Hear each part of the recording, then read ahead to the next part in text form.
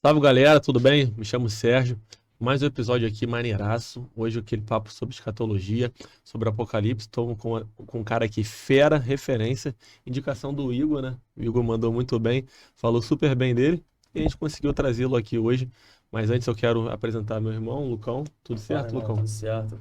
Tamo junto. Tamo junto, mais um papo. Aquele papo sobre cristianismo que vocês gostam, com a fera, Pastor Douglas. Tudo bem, pastor? Tudo bem, meu amigo. Prazer estar aqui, mais ou menos podcast. É legal demais conhecê-los aqui. Tenho certeza que vai ser um bate-papo muito agradável, provocador. Vai esclarecer muito a galera que está acompanhando. Tenho certeza que vai ser um tempo muito especial. Obrigado, Sérgio. Obrigado, Lucas. E bora para cima. Vamos embora. Pastor, vamos lá. Esse livro bacana aqui, chamado Apocalipse. Quem está interessado nele, como é que faz para comprar? Então, esse foi um livro que eu lancei no ano passado. Faz parte de uma coleção, né, de livros sobre o Novo Testamento e eu sou escritor do livro do Apocalipse. Eu queria deixar então o meu contato, né, 21 96401 6474. A pessoa pode me procurar pelo WhatsApp, sempre vai ter alguém lá para poder atender, e também nas minhas redes sociais. Atualmente eu utilizo mais o Instagram @DouglasDoCarmo. A pessoa pode entrar em contato, a gente viabiliza todo o atendimento e despacha o livro para todo lugar do Brasil. Porra, bacana, bacana. Pastor, quando a gente começa a frequentar a igreja, acho que tem um certo tipo de galera que fica com um pouquinho de medo de falar de Apocalipse, né? É. Porque sempre tem aquela mística por trás do Apocalipse. E o senhor se interessou, assim, pelo tema do Apocalipse, quando o senhor começou a estudar? Sim, me interessei. É assim, Lucas. Primeiro é importante dizer que, de fato, o Apocalipse tem um livro de 7 cabeças. Então tem um bicho de 7 cabeças, já é melhor dizendo. O pessoal fala assim, poxa, o livro do Apocalipse impõe medo. Ele, de fato, impõe um certo medo porque há muitos monstros no livro do Apocalipse. Isso, de certo modo, leva a pessoa a ter um afastamento. Mas o Apocalipse é um livro que convida a pessoa a entender os seus mistérios, porque é um livro de esperança para o cristão e de resposta para o tempo presente. Então, ao contrário do medo que afasta, o livro do Apocalipse é uma esperança que aproxima.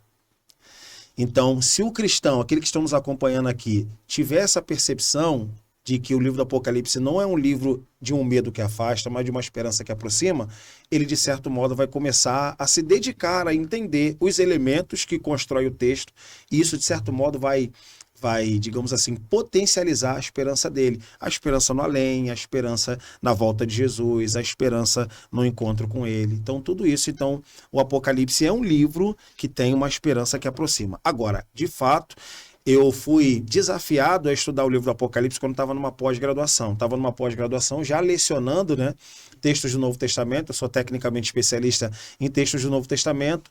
E eu já tinha dado muitas aulas sobre vários textos do Novo Testamento e faltava o Apocalipse, ou seja, me faltava encarar o Apocalipse. E eu comecei, Lucas, a encarar o Apocalipse em 2015. E desde 2015 até hoje, até a presente data, eu não consegui sair mais do Apocalipse. Então hoje o Apocalipse é o livro que eu mais dedico horas na minha pesquisa, produzindo artigos, aula e, em alguns casos, conteúdo, como agora, né, nesse encontro nosso aqui, para tentar, de certo modo, ajudar os irmãos que têm medo do Apocalipse a ter uma esperança que aproxima e não um medo que afasta. Antes desse estudo, e depois que você começou, qual foi o primeiro mito que você identificou? Então, eu acho que era exatamente esses elementos monstruosos ou monstrengos que tem no Apocalipse. Você tem, por exemplo, uma besta com 7 cabeças e 10 chifres. Você tem um dragão vermelho. Você tem 4 cavaleiros do Apocalipse que trazem tragédias sobre a terra. Você tem um sinal que é o 666. Então, você tem muitos elementos que trazem pânico. Então, isso para você, ou para o cristão de modo geral, que quer ter um envolvimento com algo que traga mais saúde espiritual para ele, aquilo para ele é uma ameaça. Aquilo afeta a estabilidade da fé dele. Então isso é um mito que precisa ser quebrado. Isso é um mito que precisa ser quebrado. Então o Apocalipse, quero deixar claro, ao contrário do que muita gente diz, é um livro que nos convida a nos alimentar dele. Vou dar um exemplo aqui. Por exemplo, há um texto ali de Apocalipse 1:3. Bem-aventurado aquele que lê e os que ouvem as palavras da profecia desse livro e guardam as coisas que nelas estão escritas, porque o tempo está próximo. Então vamos lá. Bem-aventurado o que lê, está ali no singular. Então, na época em que o livro do Apocalipse foi escrito, não havia ainda uma gráfica que pudesse produzir determinados exemplares para os fiéis. Então, apenas um tinha um exemplar. Então, bem-aventurado o que lê e bem-aventurados, no plural, os que ouvem. Mostrando que na época em que o Apocalipse foi escrito, ele foi escrito para ser um livro de liturgia. que é um livro de liturgia? O livro vai ser utilizado na igreja como salmo, como o evangelho, como Paulo, como a leitura do Pentateuco, da poesia hebraica. Então a pergunta é, a grande dificuldade, ô Lucas, é que o Apocalipse sumiu dos púlpitos. Ele sumiu dos púlpitos. E eu, de verdade, com muito respeito, eu tenho sido aí um defensor desse resgate, desse retorno do livro do Apocalipse para ser explicado a partir do púlpito. A partir do púlpito. E para isso, eu tento me engajar para quebrar mitos. Talvez ele sumiu, né, pastor? Por causa dessa ideia de assustar, né? E Certamente. da forma como os pastores pregam o Apocalipse, né? Pode ser. Certamente essa é a explicação. Mas, devido a determinados acontecimentos que vêm crescendo no mundo, de certo modo, o livro do Apocalipse foi novamente revisitado, mas mal interpretado. E aí é o que a gente vai tentar fazer aqui, né? Dar uma interpretação relativamente responsável, né? E aí a minha missão é trazer o livro do Apocalipse, Sérgio, para a gente tentar falar com um pouco mais de responsabilidade. E eu tenho feito isso já. Quero aproveitar e deixar claro que eu já tenho feito isso. Hoje, dezenas de igrejas me convidam para dar série de mensagens sobre Apocalipse, seminários sobre Apocalipse, explicações sobre Apocalipse. E o resultado tem sido um amor por Jesus e uma segurança em Jesus, acreditando que nenhum mal pode, de certo modo, né, afetar a esperança do cristão. Tem sido uma experiência fantástica, porque muitas pessoas têm dito assim, rapaz, depois que você começou a falar sobre o livro do Apocalipse, hoje eu leio o livro do Apocalipse em células, hoje eu prego sobre o livro do Apocalipse. Então isso para mim é galardoador. Você falou sobre... Esses monstros aí, eles são simbólicos, então? São simbólicos. A gente vai discutir sobre esses monstros. São simbólicos. E eu vou dar a chave. Vou dar a chave para a gente entender o quanto eles são simbólicos. E claro, e muito claro. Se você quiser, eu começo agora. Sim, fica à Posso vontade. começar agora? Tá muito bem. Eu quero dar uma dica de leitura para quem está nos acompanhando, porque as nossas Bíblias João Ferreira de Almeida não tem. Então, quero indicar uma Bíblia, que é a Bíblia de Jerusalém, que é uma Bíblia exegética, utilizada em seminários católicos. Eu fiz um mestrado em teologia na PUC, então lá não entra João Ferreira de Almeida, são as Bíblias evangélicas e as Bíblias protestantes não são utilizadas lá, porque a Bíblia de Jerusalém ela tem um cunho mais exegético, que seria uma espécie de raio-x sobre o texto original. E lá você vai encontrar uma palavra já no capítulo 1, versículo de número 1. Eu quero aproveitar e ter liberdade aqui para ler com vocês, ou para quem está nos acompanhando, um texto que não tem a menção que muito me interessa. Revelação de Jesus Cristo que Deus deu para mostrar aos seus servos as coisas que brevemente devem acontecer e pelo seu anjo as notificou a João, seu servo. Ponto. Todas as versões de João Ferreira de Almeida trazem essa definição. Mas quando você bate o raio-x sobre o texto grego, que foi o texto de onde vem a João Ferreira de Almeida, o Almeida se esqueceu de trazer uma definição que era chave para a compreensão simbólica dos monstros. E aí eu vou citar basicamente de cabeça. É o mesmo texto, a revelação de Jesus Cristo, que Deus deu para mostrar aos seus servos as coisas que brevemente devem acontecer, e pelo seu anjo mostrou por meio de sinais.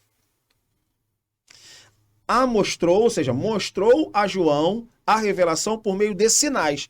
E aí eu quero desafiar, todo mundo que está acompanhando aqui a gente, você não vai encontrar isso nas Bíblias de João Ferreira de Almeida, só vai encontrar em Bíblias mais exegéticas. A Bíblia de Jerusalém, uma Bíblia que você consegue encontrar na internet ou no mercado, você vai detectar que a revelação não é literal, a revelação veio por meio de sinais. A grande confusão, Sérgio, é que a João Ferreira de Almeida, infelizmente, não sei por que razão, não colocou que a explicação ela é por meio de sinais. Então, os cavaleiros são sinais, as bestas são sinais, a mulher grávida são sinais, os 144 mil são sinais, os 666 também são sinais. Então, existe um recurso literário para você se aproximar e decodificar os sinais.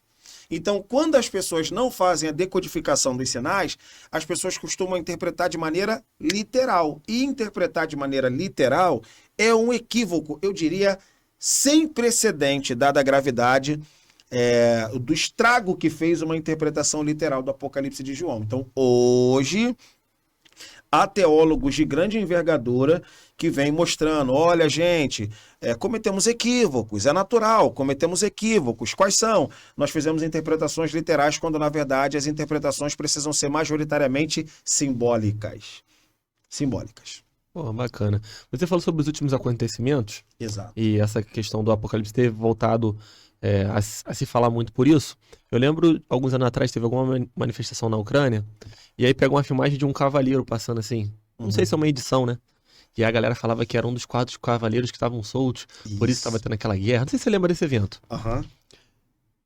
Será dessa maneira? Muito bem. Então, a minha opinião, não. Não, por quê? Porque os cavaleiros são simbólicos. Eu vou tentar provar, talvez mais adiante. Mas para responder a sua pergunta, o livro do Apocalipse, ele não é um livro que vai chancelar determinados acontecimentos históricos de maneira mais esquisita ou sinistra. Então, tudo que é esquisito e sinistro, então, isso é alguma coisa relacionada ao Apocalipse. Então, eu acho que isso pode representar uma penalidade, uma infração para aqueles que não conseguem compreender adequadamente o livro do Apocalipse. Então, baseando no que eu acabei de falar há alguns minutos, que o livro do Apocalipse representam sinais, a gente precisa interpretar os sinais e aí sim, depois dos sinais, a gente olha a vida. Então, qualquer hoje sinal esquisito ou sinistro, as pessoas recorrem ao livro do Apocalipse, como se fosse uma espécie de imã magnético. Quando o livro do Apocalipse está evidenciando que é por meio de sinais, entende? Então, quando a gente chegar na parte dos cavaleiros, e a gente vai ver que o livro do Apocalipse exige esse tipo de conhecimento. Por exemplo, na hora de você falar sobre os 666, o livro do Apocalipse ele dá uma fala inicial dizendo o seguinte, ó, aqui tem que ter sabedoria. E aqui tem que ter entendimento.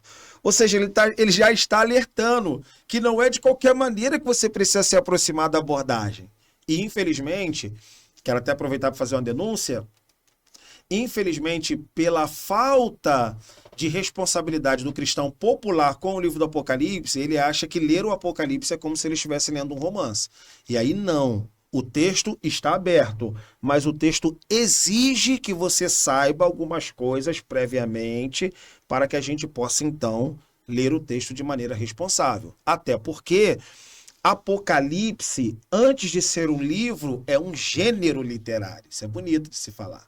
Então, antes do livro do Apocalipse se chamar Apocalipse, Apocalipse aponta para um gênero literário. E o que é o gênero literário? São ferramentas e recursos que você precisa saber para você se aproximar de um texto. Quando você lê uma ficção, quando você lê uma poesia, quando você lê uma historiografia, quando você lê um evangelho, quando você lê uma epístola, então assim, pode parecer um pouco complexo, mas não é. É sinal de que você precisa identificar o gênero literário. Vou dar um exemplo. Eu falo muito. Não, e falo pode rápido. seguir, Então assim, vou dar um exemplo. Quando você está lendo uma epístola de Paulo, epístola é um gênero literário, modalidade de carta. Numa modalidade de carta, normalmente você vai ver remetente, destinatário, nomes próprios de pessoas que estão, de certo modo, envolvidas na produção daquela carta. Então você identifica o gênero literário, isso aqui é uma epístola, isso aqui é uma carta.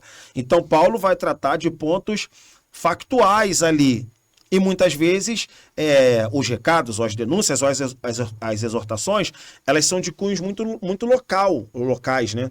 Quando você observa um evangelho, por que um evangelho não menciona nem o nome do escritor?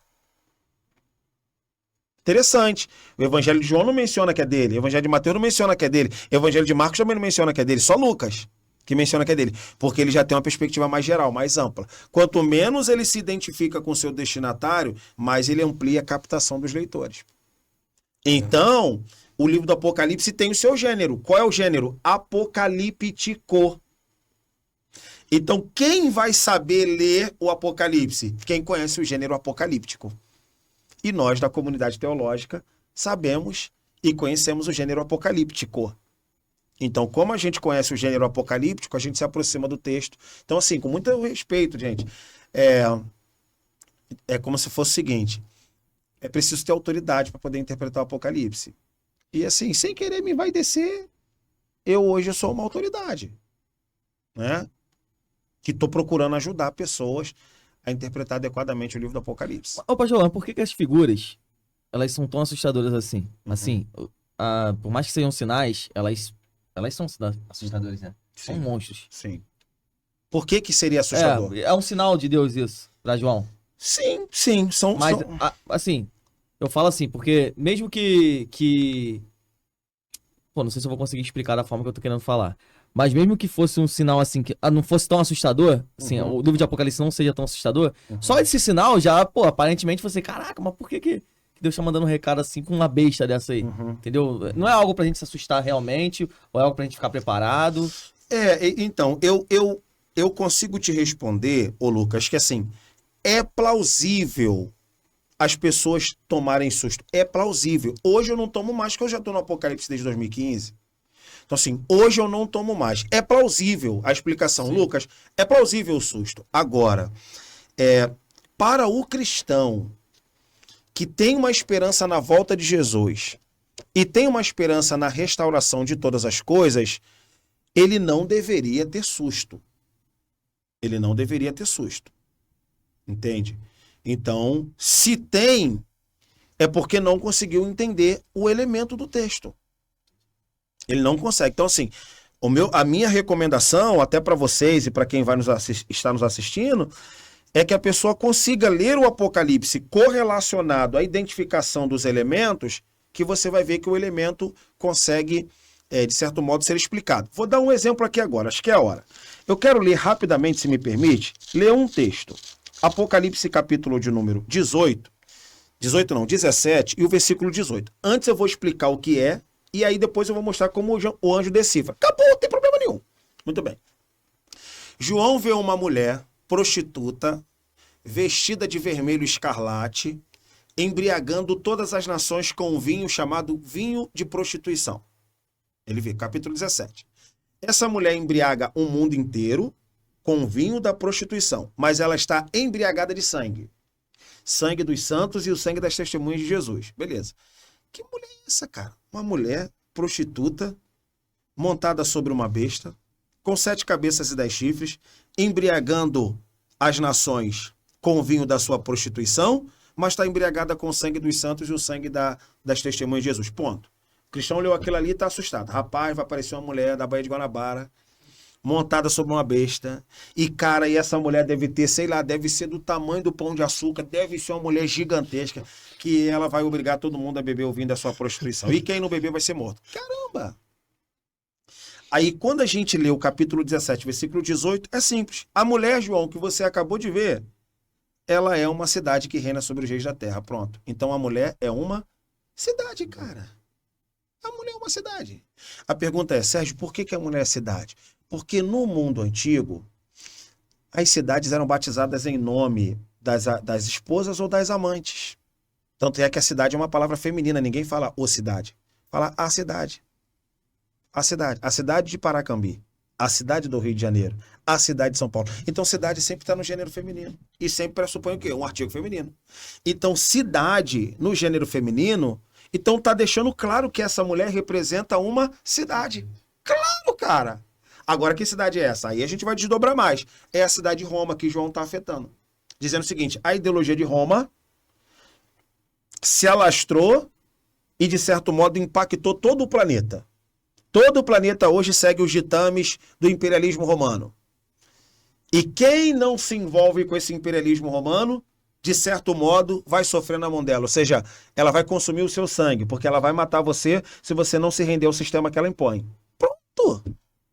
Lógico, poderia explicar mais densamente, mas eu acho que essa interpretação assim mais simples já deixa o seguinte alerta para o cristão. Vem cá, o cristão tem que se preocupar não com uma mulher que vai subir, mas com uma cidade que vai impor uma cultura anticristã. Essa cidade que vai impor uma cultura anticristã vai ameaçar a realidade cristã. Se o cristão se vender para essa cultura, ele, de certo modo, perde o seu caráter profético e começa, então, a beber o sangue da prostituta. Existe algum sinal literal dentro do Apocalipse? Desculpa, Sérgio. Muito bem, boa pergunta. Existe alguma coisa que é literal no Apocalipse de João? Sim, existe. Existe. Existe uma coisa que é literal no Apocalipse de João. A igreja é literal no Apocalipse de João. O tempo é real, é real, embora não seja literal. Então, real não é literal. O tempo é real. A volta de Jesus é real. Então, na verdade, o livro do Apocalipse ele trabalha um enredo real, mas com elementos simbólicos que precisam ser decifrados. Então, eu diria, Lucas, que o aspecto global do Apocalipse é totalmente real. Agora, como ele é contado, ele está no gênero apocalíptico. Eu te perguntar o seguinte, essa interpretação que você deu agora Sim. da mulher e tal da cidade, vale também para o anticristo? Muito bem. Ele é um líder, igual as pessoas falam, um Aham. líder político ali, religioso, ou não? É uma outra interpretação que a gente deve ter. Beleza. Deixa eu falar para você, meu amigo Sérgio, como a gente vai chegar nessa compreensão para poder depois te dar uma resposta. Vamos lá. Então, durante muito tempo, e até hoje, você tem 3 meios de interpretar o Apocalipse. O Apocalipse é um texto para o passado, o Apocalipse é um texto para o presente, ou o Apocalipse é um texto para o futuro. Quem está nos assistindo, majoritariamente, detecta que o livro do Apocalipse ele é parcialmente para o passado, nada para o presente e a outra metade ou mais da metade para o futuro. Preciso explicar isso. Então vamos lá, quem está nos assistindo. Capítulo 1 até o capítulo 3, passado. Do capítulo 1 até o capítulo 3, lições morais e espirituais para o presente. Então falei dos 2 mesmos blocos, capítulo 1 a 3, passado, capítulo 1 a 3, lição moral para o presente, como um evangelho que foi passado, sai para o presente, como a carta que foi passado, sai para o presente. E do capítulo 4 a 22, futuro. Portanto, o livro está intacto. Tá. E o que falta para esse livro entrar em curso, o arrebatamento da igreja, é o que dizem. Eu contesto essa linha de interpretação, mostrando que o Apocalipse do capítulo 1 a 22 é para o presente da igreja. Serviu para o passado? Serviu. Serviu para o presente? Serve. Servirá para o futuro? Se eu morrer, sim. E eu vou explicar. Porque, veja bem, quando você especifica uma temporalidade para a interpretação do Apocalipse e ela não se cumpre, você se passa como um falso profeta. E eu quero deixar claro, com muita honra, a memória de Calvino e de Lutero. Eles devem estar rolando no túmulo agora. Mas o Calvino e Lutero, eles interpretaram o Apocalipse, que praticamente norteou a interpretação protestante e evangélica no seu tempo. Isso é chamado de historicismo. O que é o historicismo? É você sempre pegar o Apocalipse e correlacionar com o acontecimento de agora. Aconteceu ontem alguma coisa, Sérgio? Opa, é o Apocalipse. Aconteceu alguma coisa hoje, Lucas? Opa, é o Apocalipse. Jesus não voltou e daqui a 50 anos a gente já vai estar morto e vai ter gente falando assim, caramba, cara, lá no Mais ou Menos podcast eu era criança, mas eu vi o professor Douglas falando que alguma coisa estava correlacionando o Apocalipse, o cara já está morto, já virou caveira e não aconteceu. Então, você se comprometer é um grande desafio, então eu não me comprometo.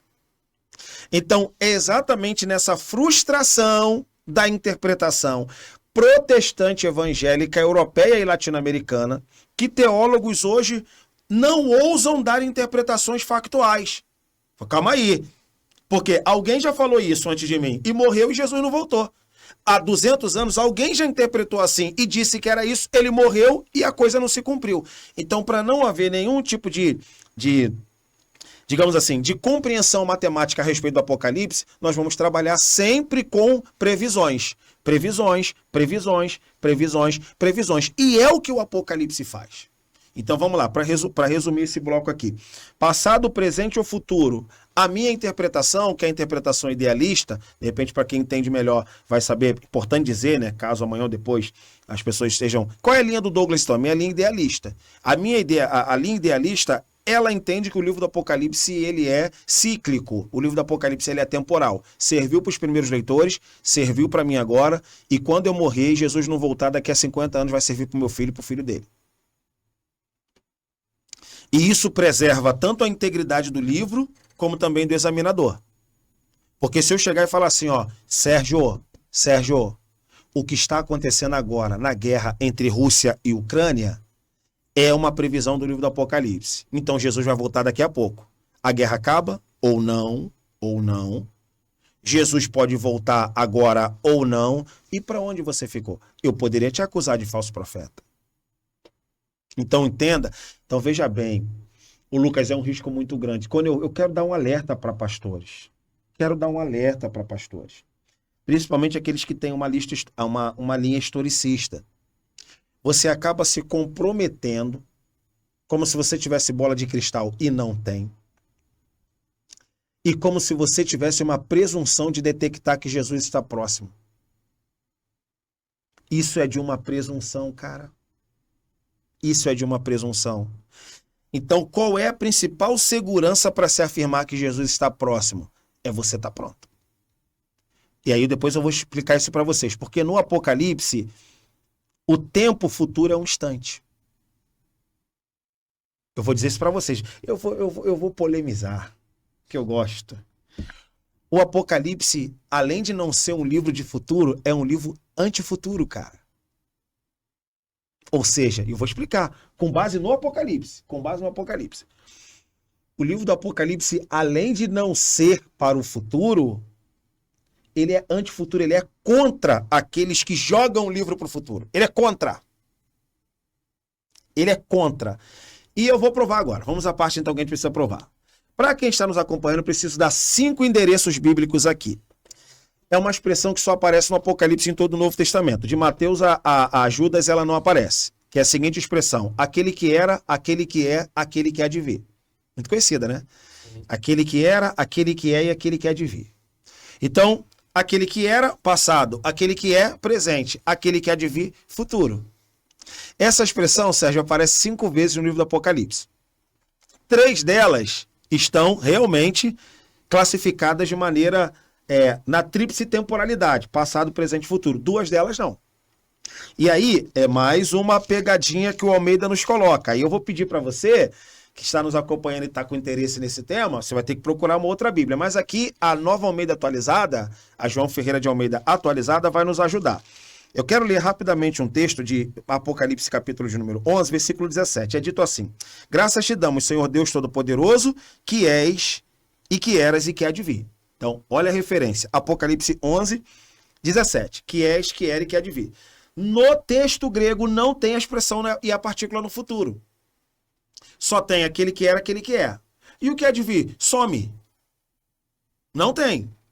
Essa é a 4ª menção. A 5ª menção, olha só, a 5ª menção, Apocalipse capítulo de número 16, versículo 5. E ouvi o anjo das águas que dizia: justo és tu, ó Senhor, Deus Todo-Poderoso, que és e que era. E o que há de vir? Também não aparece. Então agora eu que pergunto, pô. Eu pergunto: ô Douglas, você tá errado.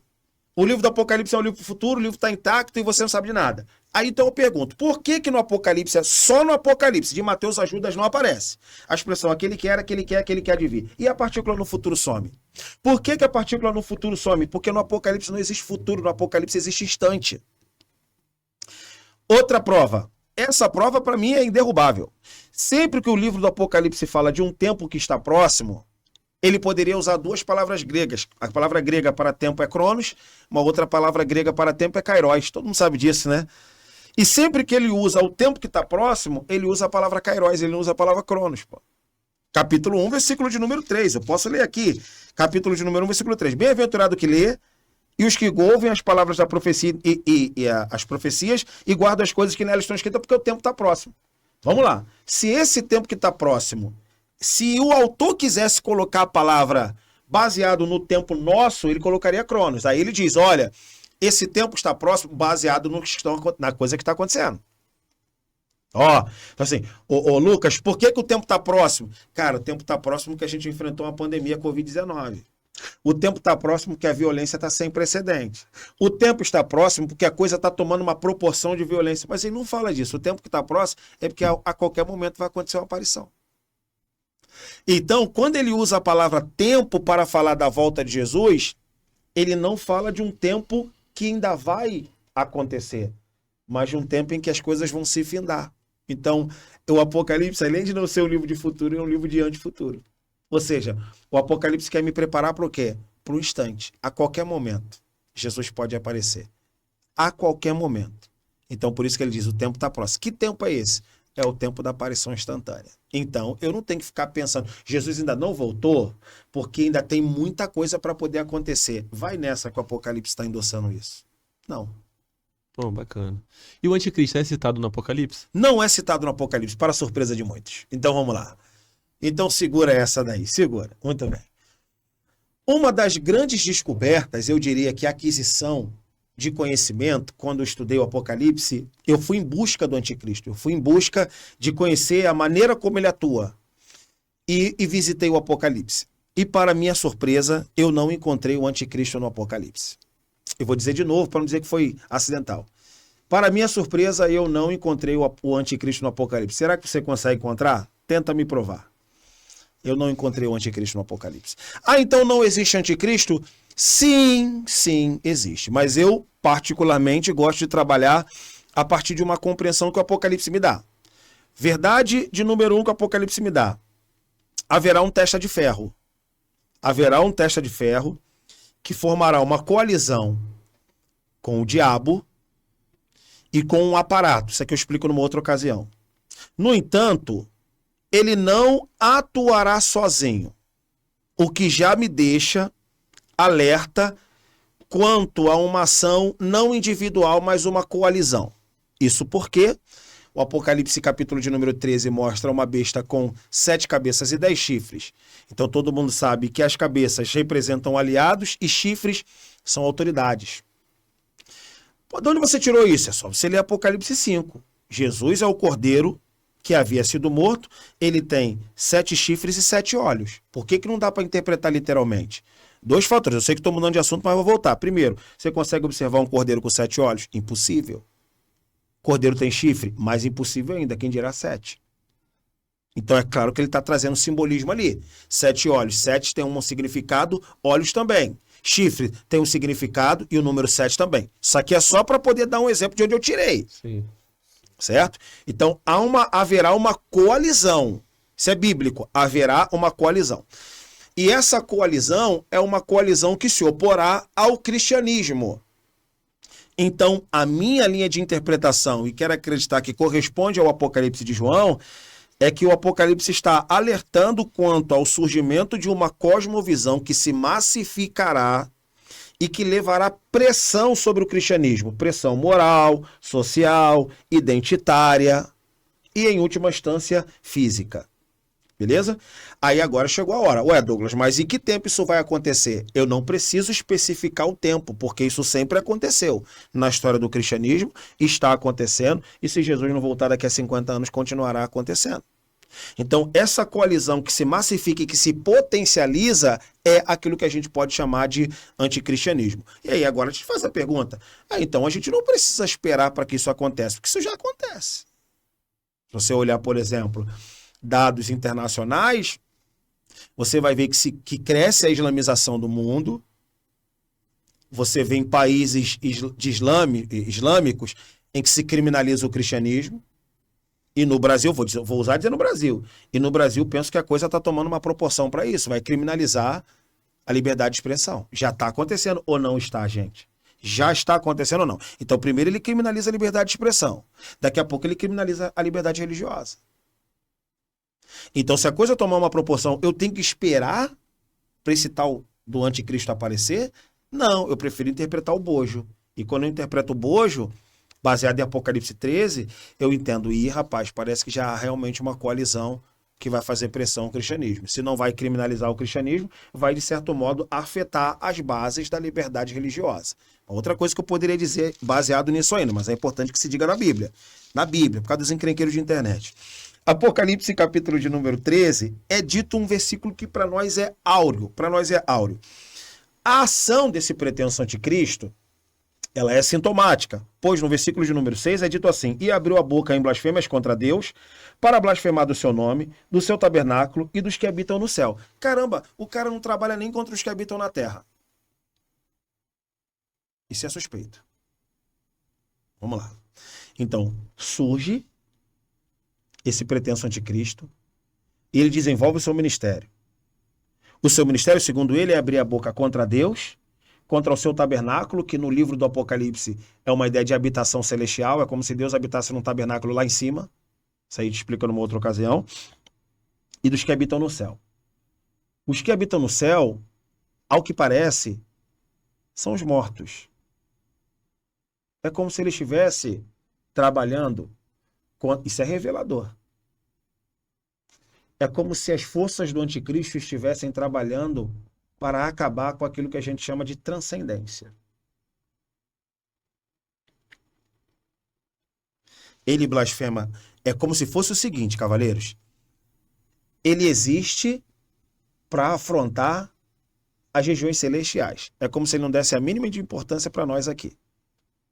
mas ele afetando a Deus, o seu tabernáculo e os que habitam no céu, ele acaba com transcendência. Por que não traduzir isso agora para o anticristo que afeta uma esperança de vida eterna no cristão, disseminando, portanto, ateísmo, secularismo e não transcendência? Olha como é que é uma interpretação reveladora. Aí eu tenho que esperar ele chegar, ou olho para as estatísticas em que se detecta o crescimento do ateísmo. Em que antes você tinha as pessoas assim, meu irmão, eu tenho medo de ir para o inferno. Hoje a pessoa fala assim, não existe nem céu e nem inferno. Então o que está acontecendo? Se quiser me julgar errado, faz parte. Apocalipse 13, versículo de número 6, esse pretenso anticristo vai trabalhar contra a esperança da igreja, que é o que a gente prega. O que a gente prega? Tua vida tá mal, sua vida tá ruim, você tá desempregado, mas lá em cima, cara, é uma habitação celestial. Vai chegar um tempo que o cara vai falar assim, que lá em cima, cara? Isso não existe não, cara. Isso não existe não, cara. Não existe céu, não existe inferno, não existe nada. Aí eu vou citar um texto de um teólogo puritano, que ele diz o seguinte, na terra há muitos ateus, no inferno nenhum. Porque quando ele estiver lá, ele vai acreditar que era verdade. Mas na terra há muitos ateus. No inferno não haverá ateu. Então, segundo os dados do texto, cara. Segundo os dados do texto, seu principal intento é acabar com a transcendência da igreja, que é o que a igreja prega há 2000 anos. A vida eterna. É o que ela prega há tantos anos. E quem se opor a isso, de certo modo, o texto bíblico diz, versículo 7, foi-lhe permitido fazer guerra aos santos e vencê-los. Ou seja, esse pretenso anticristo, né? Pretenso anticristo, porque o Apocalipse sequer menciona o nome dele, não fala, não usa o termo anticristo, então eu já prefiro interpretar como sendo uma coalizão. E não estou sozinho não, há referenciais teóricos que fundamentam isso. As duas testemunhas também seriam uma coalizão? Sim, mas as duas testemunhas, ela já é uma representação da igreja. Excelente pergunta. Posso falar? Claro, Muito bem, muito bem. Primeira coisa que precisa ser dita aqui, referente às duas testemunhas, é que o Apocalipse não faz questão de identificá-las. O texto é claro, dizendo que são apenas duas testemunhas. Então se especula que podem ser Moisés e Elias, e se especula que poderiam ser outros personagens. Eu já respeito o Apocalipse, dizendo que são somente duas testemunhas. Só que duas testemunhas é um símbolo, olha aí, Sérgio, é um símbolo, e é um símbolo muito especial, pois essas duas testemunhas trabalharão por um período de 42 meses, que é metade de 7, né? Depois eu explico isso melhor.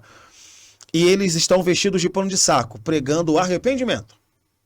Eles estão pregando arrependimento. Serão mortos, ressuscitarão e vai haver uma conversão ali, no ministério das duas testemunhas. Mas é importante que seja dito que as duas testemunhas, eles vão trabalhar em parceria com 144 mil selados, as duas testemunhas e os filhos da mulher grávida de Apocalipse capítulo de número 12. Eu vou explicar os três depois. É nesse bloco, mas no finalzinho da minha fala.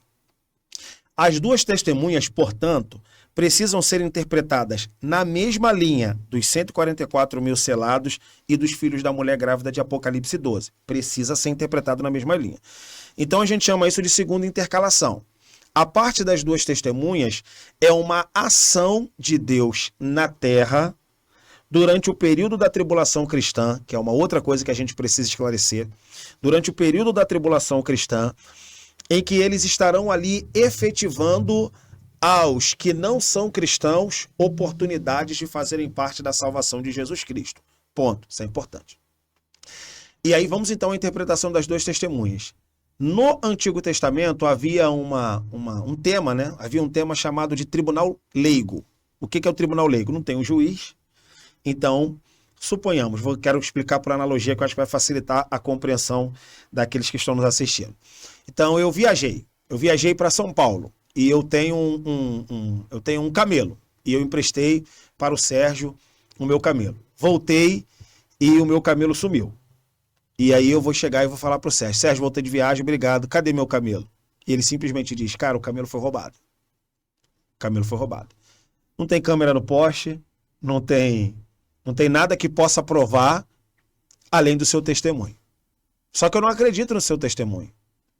Então, ou você me paga o camelo, ou você vai ter que apresentar duas testemunhas que, de certo modo, vão entrar em sua defesa e eu, diante do juiz, vou ser convencido a não requerer de você um outro camelo, porque você tem duas testemunhas de defesa. Beleza. Isso era chamado no Antigo Testamento de tribunal leigo. Vamos ver, Jesus tratou o tema? Tratou. Lá em Apocalipse, em Mateus capítulo de número 16, ele diz assim: se teu irmão pecar contra ti, vai e repreende ele só. Se receber a repreensão, ganhaste teu irmão. Se ele não receber a repreensão, vai e leva duas testemunhas. E confirma tudo diante dele. Se ele não entender e não acreditar no testemunho de duas pessoas, considera ele um publicano. Então, no Antigo Testamento e no Novo Testamento, duas testemunhas seriam provas de que houve alguma coisa. E caso haja ou houvesse algum tipo de contestação, aquelas duas testemunhas estariam ali para poder provar. Então, o que isso significa no final das contas? Que Deus, antes da sua volta, dá à terra testemunhas para que naquele grande dia, quando ele exercer o seu juízo, seja um juízo incontestável. Haverá pessoas, Lucas, que naquele grande dia, quando Deus simplesmente exercer o seu juízo, vai dizer assim: Senhor, eu não mereço. Senhor, acho que o Senhor está sendo pesado comigo. Eu acho que o Senhor está sendo injusto comigo. E o Apocalipse usa essa nomenclatura. A justiça de Deus é justa. A justiça de Deus é justa. Então, a justiça de Deus não haverá ressentimento. É uma coisa que a gente precisa alertar muito, cara. Tem muita gente que acha que quando Deus exercer o juízo, ele vai usar de ressentimento. Você não me aceitou? Ah, deixa aqui comigo. E Deus não pode exercer ressentimento. Porque se ele exercer ressentimento, ele está sendo parcial. Então, seu juízo será justo. Para que o seu juízo seja justo, ele vai ter duas testemunhas de acusação para dizer: olha, Senhor, realmente é justo o Senhor lançá-lo no inferno. Por quê? Porque ele teve a oportunidade. Nós pregamos para ele. Nós anunciamos o evangelho para ele.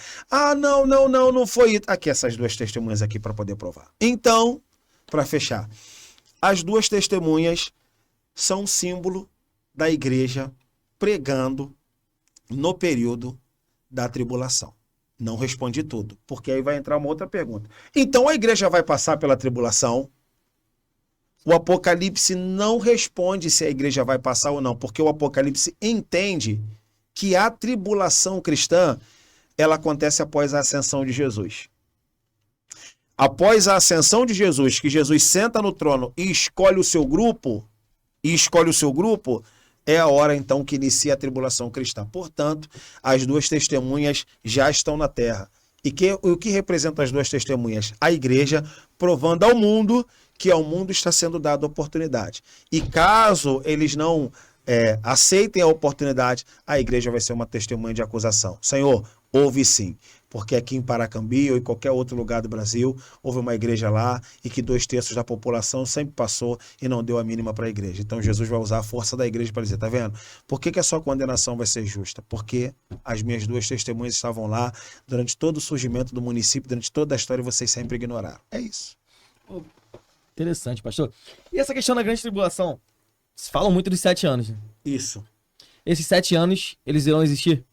Então. E tem como você falou também do anticristo, tem essa parte que falam que o anticristo vai dominar sobre um período desses 7 anos. Uhum. Especificamente, não tem uma pessoa que vai fazer isso. Isso, então, vamos lá. Primeira coisa, depende. Se o cara considera futuro, o tempo está intacto, então ainda vai acontecer.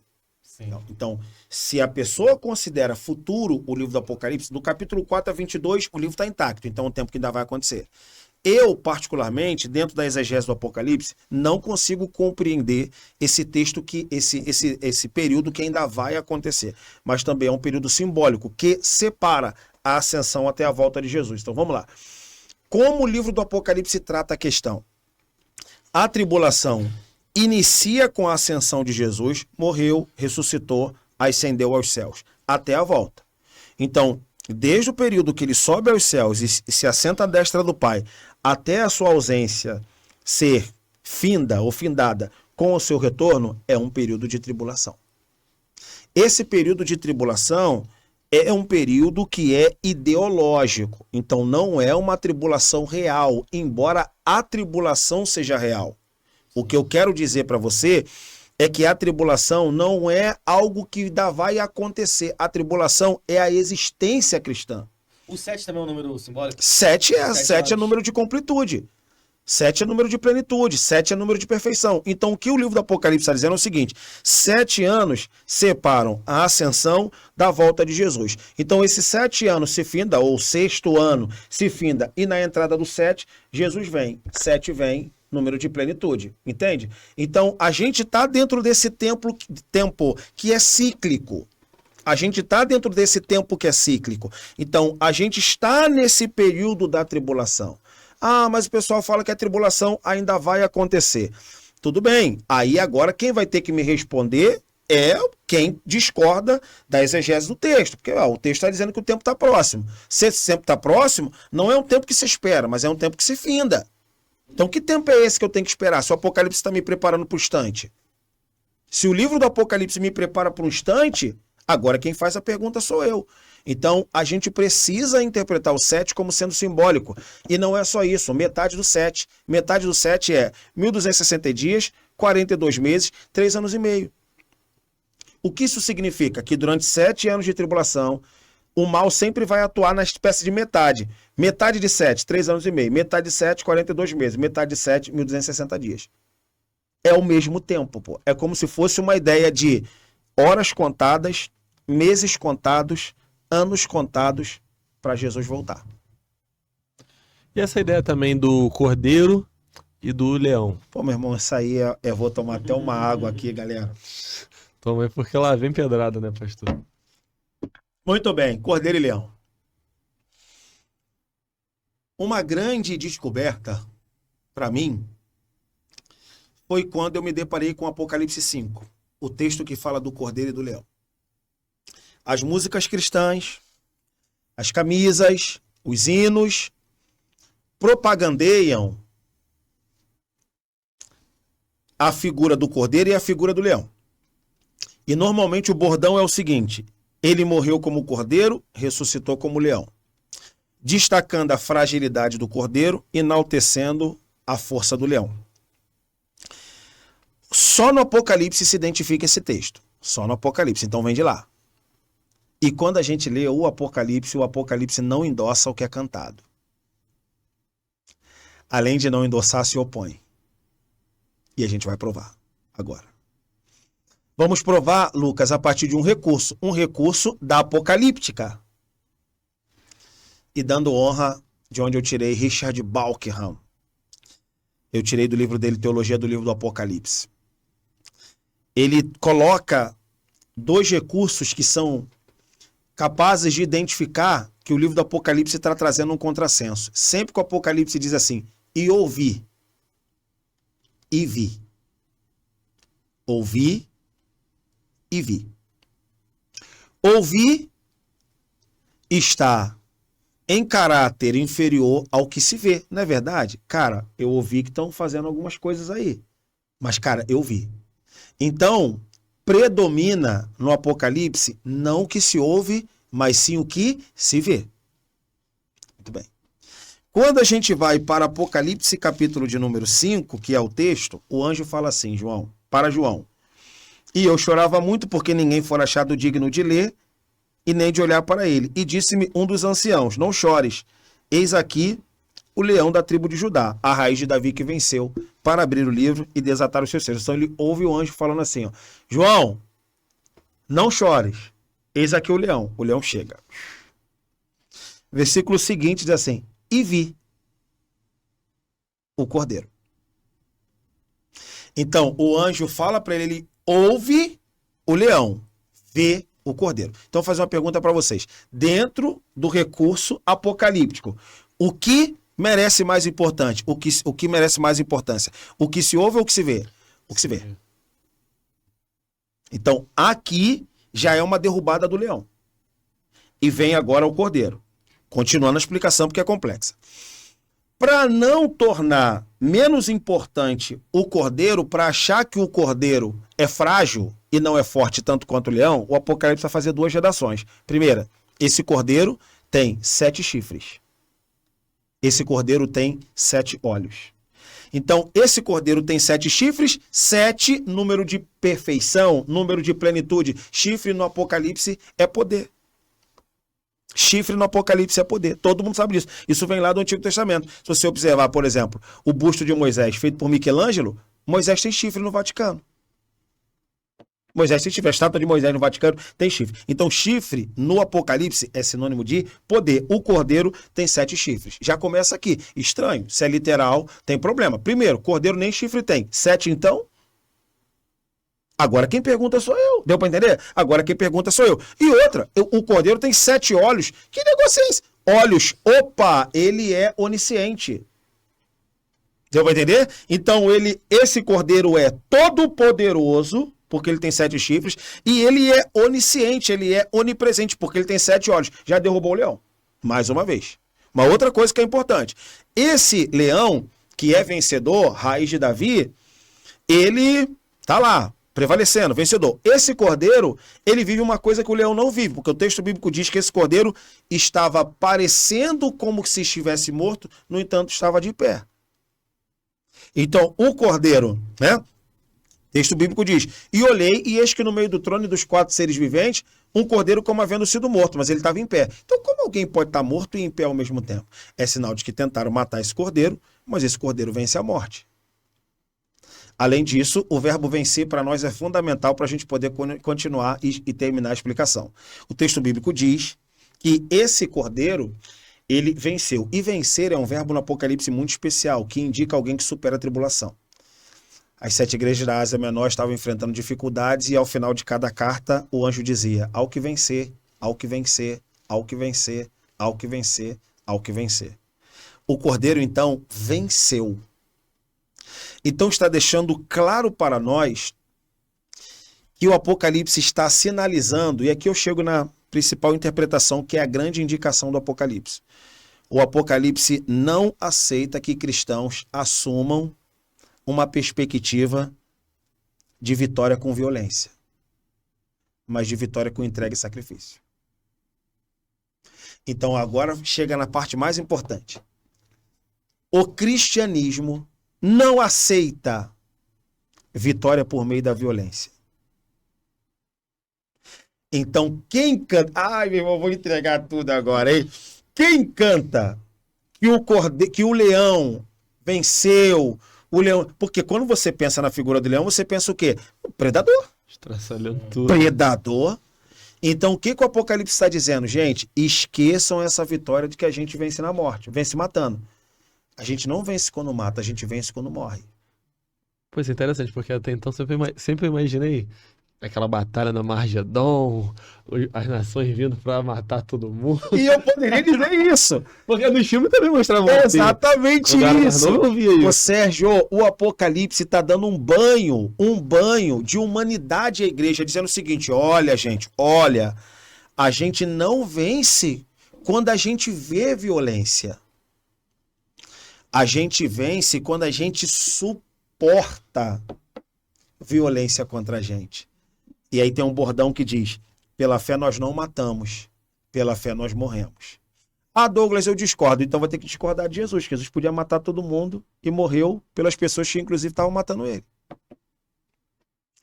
Então, se as pessoas soubessem, cara, que o leão é uma propaganda enganosa, porque Jesus não venceu como leão, ele vence como cordeiro. E um cordeiro não matando as pessoas, mas morrendo pelas pessoas. Qual é a grande lição disso tudo? Cristianismo não é uma religião de violência. E eu quero deixar claro que há 3 grandes religiões no mundo. As 2 assumem perfil violento. O cristianismo é a única que é perfil de sacrifício.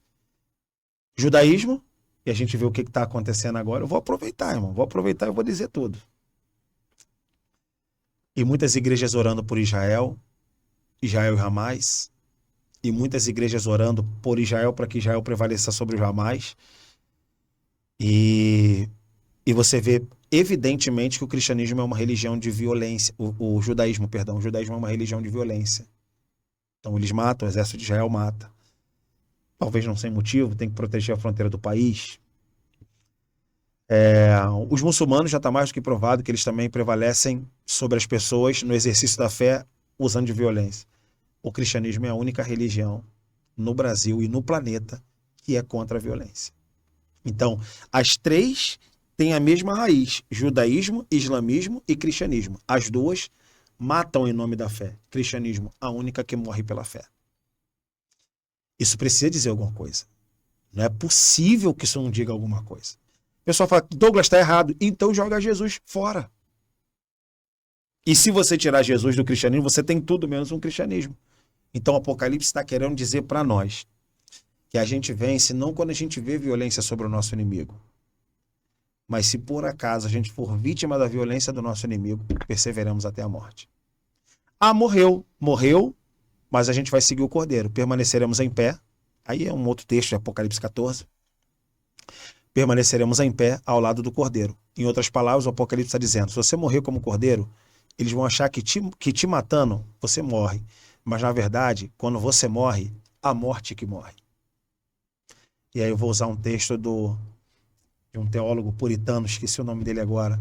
Cristo, na sua morte, mata a morte. Cristo, na sua morte, mata a morte. Então, quando a gente morre, na verdade, quem morre é a morte. E é isso que o Cordeiro diz. Ah lá, ó, mataram o Cordeiro, mas ele está em pé. Por quê? Porque quando você matou o Cordeiro, você não matou o Cordeiro, você matou a morte do Cordeiro, cara. É basicamente isso. Poxa, que maneiro, né? Foi enganado a vida inteira. Pois é, essa cara. Essa linha foi diferente. Não. Caraca, que Pois legal. é, cara. E tá tudo ali no texto, cara. Tá tudo ali no texto. Deixa eu fazer uma pergunta. Você comentou sobre Israel. Apocalipse cita alguma coisa sobre Israel? Muito Porque bem. falam muito sobre Israel ser uma nação escolhida. Muito bem. Cara, você vai me comprometer, mas eu vou falar. Eu vou porque eu gosto, Não, pode falar. Então vamos lá, Lucas, vamos lá. Muito bem. Excelente pergunta. A resposta é não, cara. Não. O Apocalipse não fala da nação de Israel. Mas parece revelador. Não, Douglas, não é possível, porque lá no capítulo 7 fala das 12 tribos, dos 144 mil, e das 2 testemunhas que serão pisoteadas num dos átrios do templo, e a mulher grávida que pressupõe ser Israel, a mãe do Messias. Quero deixar claro que essa resposta não vai ser completa. Então, assim, porque é muito abrangente. Então, quem pega e lê literalmente o Apocalipse detectará, sim, fala sobre Israel. Quem lê os símbolos, como eu, vai dizer, não fala sobre Israel. Então vou trabalhar a minha resposta, né? Para ser justo. Vamos lá. Por que não fala sobre Israel? Porque o livro do Apocalipse, como quase todo o Novo Testamento, ele transcende a compreensão de uma nação étnica para uma nação religiosa. Isso é bonito. No livro do Apocalipse, nós não somos só uma igreja, nós somos uma nação santa. Então vamos lá. Deus escolheu a nação de Israel no Antigo Testamento. Ótimo, todo mundo sabe disso. Em Jesus, essa nação transcende a Israel e se torna uma nação santa. E quem cabe? Todo mundo. Africano, brasileiro, latino-americano, judeu, árabe, todo mundo cabe. Então, o que o Apocalipse está fazendo, ele está transcendendo, saindo de uma perspectiva geográfica, local e étnica para uma compreensão global, universal, multiétnica. Então, Lucas, é importante dizer e temos que ser justos. O livro do Apocalipse começa falando de uma nação de Israel que não conseguiu dar conta dos planos redentores de Deus e que ela se universaliza, considerando, portanto, todas as nações, todas as tribos, todas as línguas, todos os povos. E eu vou provar para você. Esse é o primeiro ponto. Israel está dentro? Está. Embora não tenha representatividade exclusiva, mas está. Israel está dentro? Sim, como brasileiro, como africano, como europeu, como latino-americano, como o chinês, como o japonês. Então, Israel está no Apocalipse? Está, só não tem representatividade exclusiva. Esquece. Eu vou continuar a resposta. Vamos provar? Vamos. E vamos usar o mesmo recurso do Cordeiro do Leão. Vamos lá. Aqui, ó. Apocalipse, capítulo de número 7. O que eu falei para você? O João ouve e vê. O que ele ouve é de menor importância do que o que ele vê. Ótimo. Então, o capítulo de número 7, versículo de número 4, diz assim: e ouvi o número dos assinalados. Ouvi ouviu o número dos assinalados. E o número dos assinalados era de 144 mil assinalados de todas as tribos dos filhos de Israel. Opa! Aqui é a nação de Israel, meu amigo Robson. Aqui, ele está ouvindo, ele não está vendo. Ouvi 12 mil de cada tribo, 12 vezes 12, 144, vezes 1.000, 144 mil, depois explica a numeração. Vi, contado especificamente, só de uma nação de Israel, beleza. Só que o versículo de número 9, meu Deus do céu, se as pessoas se atentarem para o versículo de número 9, o versículo de número 9, o que está fazendo? Substituindo a seção do capítulo 7, versículo 1 a 8, e trazendo a nova compreensão. É simples. Versículo de número 9 diz assim, e depois dessas coisas, eu vi. Opa! Já sabe que vai entrar em caráter de substituição. O que é que ele viu? Eu vi uma multidão que ninguém podia contar. Caramba! Ele acabou de contar no versículo 4. Acabei de contar. 12 mil de cada tribo. Ih, rapaz, agora eu vi uma multidão que eu não consigo contar. Opa! E além dele dizer, ó, vi uma multidão que ninguém podia contar e não vi de uma tribo só não, cara. Eu vi de nações, tribos, povos e línguas. Tá deixando claro que o texto está passando por cima do outro. Então o que está acontecendo, Lucas? O Apocalipse trabalha essa perspectiva que você está dizendo. Israel está no Apocalipse? Mas é uma nação tanto quanto qualquer outra. E é aqui que deixa o povo aborrecido. Deixa o povo aborrecido e me deixa também aborrecido. E eu quero deixar claro que eu vou dizer isso aqui. Israel, quer você acredite ou não tem privilégio nenhum quando comparado à igreja de Jesus no Novo Testamento. Porque Paulo diz que em Cristo não há judeu, nem grego, nem servo, nem livre, nem homem, nem mulher, porque Cristo é tudo em todos. Acabou. Então o judeu pira, porque Jesus bota todo mundo na mesma régua. E não bota só judeu e gentil não, bota inclusive homem e mulher. Não vai aceitar, tudo bem, você não pode aceitar, agora não pode rasgar a carta de Paulo aos Gálatas, vai rasgar? É isso que as pessoas não conseguem compreender. E Israel quer deixar claro também, uma outra coisa que é importante dizer, Israel não está nem aí para o Apocalipse, Israel não está nem aí para esse privilégio que a igreja dá para ele, não acredita em Jesus, não acredita no Novo Testamento, cara, ele não está nem aí para isso, cara. A gente fala assim, irmão, o judeu é a nação santa dos caras, eu tô nem aí para Apocalipse, cara, esse livro é uma blasfêmia, cara, esse livro é... Então a gente está botando azeitona na empada dos judeus, e eu não estou falando isso como antissemitismo, não, Deus me livre, isso é um crime, e tem que ser brutalmente punido, quem comete crime de antissemitismo. Mas, irmãos, não há nenhum tipo de categoria privilegiada no Apocalipse para a comunidade judaica. Então, a comunidade judaica se salvará se pertencer a essa multidão que se não pode contar, se pertencer a esses muitos povos, tribos, línguas e nações, e se estiverem ligados ao Cordeiro. Ponto. Em caso contrário, eles vão sofrer tanto quanto qualquer outro que vai sofrer distante do Cordeiro. Essa frase, Israel é o relógio do mundo, é balela, então. Então, Israel é o relógio do mundo. Rapaz do céu, Israel é o relógio do mundo, ou o relógio da igreja, é uma frase que não cabe no Apocalipse, lamento informar. Ela tem seu valor, mas ela tem o seu valor dentro daquilo que a gente pode chamar de escatologia sistemática. Dentro do Apocalipse, essa expressão, Israel é o relógio da igreja, está naquilo que a gente chama de tempo cronos, quando o Apocalipse está chamando o tempo de Kairos. Mas quando Jesus retornar, ele vai pisar lá em Israel, especificamente? Então, muito bem. Tem a questão do Monte das Oliveiras, tem tudo isso. Então, essa é uma resposta que eu não sei, de verdade, não sei. O que eu sei, eu falo com firmeza. O que eu não sei, mas vou especular. A Bíblia, Apocalipse, fala que Jesus vai voltar. E isso é a minha maior esperança. Jesus Cristo vai voltar. Geograficamente falando, o Apocalipse não nos dá uma certeza absoluta e não nos dá por quê? Porque o Apocalipse faz da terra o templo de Jesus. Da terra. Então, ao contrário de uma ocupação geográfica local, vai se cumprir aquilo que a gente muito diz, né? Não precisa nem de um texto bíblico para isso, porque isso é uma compreensão global. Toda a terra estará cheia da sua glória. Então, maior interesse tem Deus no planeta do que especificamente numa geografia. Pode ser que aconteça em Jerusalém? Pode ser, pode ser. Mas há textos do Antigo Testamento que fundamentam que sim. deixei claro para vocês que o nosso bate-papo é sobre Apocalipse. Então, o Apocalipse não menciona a cidade de Jerusalém como sendo especificamente a cidade. Ele vai trabalhar essa ideia de um Deus que governará o mundo.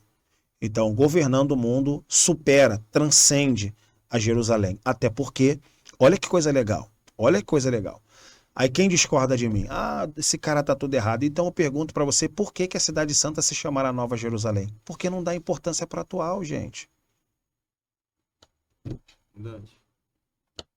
Pastor, você tá falando é muito novo pra gente. novo, É muito cara. novo pra gente. É um choque. Tenho certeza que quem tá assistindo tem o mesmo pensamento que eu. Eu sei.